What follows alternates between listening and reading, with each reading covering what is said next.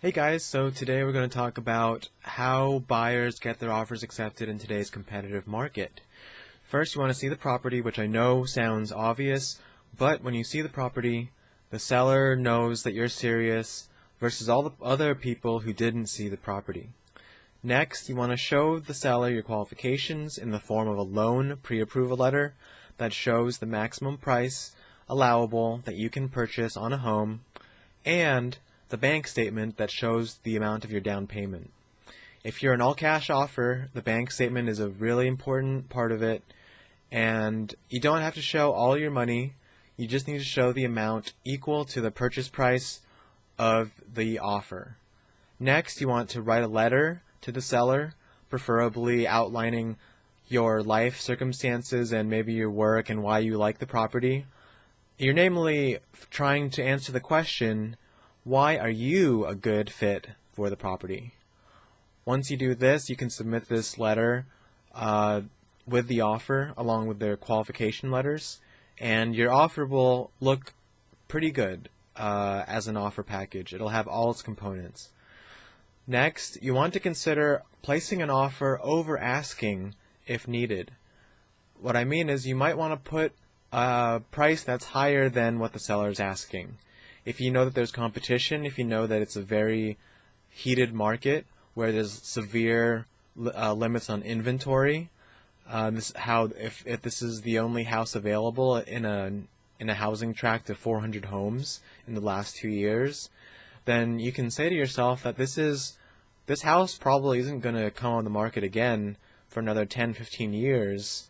And if I really like it, I might need to place an offer over asking so that I could beat the other buyers, if there are other buyers. Next, you want to consider reducing your offer contingencies. Contingencies are conditions that must be satisfied before your offer progresses to its final stages. So if you're confident, for example, that your offer will get appraised at equal to the purchase price, you can remove your appraisal contingency and show the seller that you're serious about purchasing the property regardless of how the appraisal turns out. Next, you want to put yourself in the seller's shoes.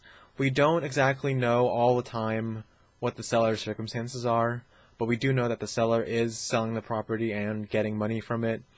If it's a short sale, the seller may be getting no money from it, but since we're in 2017 and 90% of our sales are equity sales, the seller's getting money from it. They're going to do something with it, and you basically need to figure out how are you a good fit for the seller, and what does the seller get out of my offer. Doesn't mean that you have to disadvantage yourself. It's just a thought experiment to see how your offer fits in with the seller's life plan. Lastly, research your price in your area.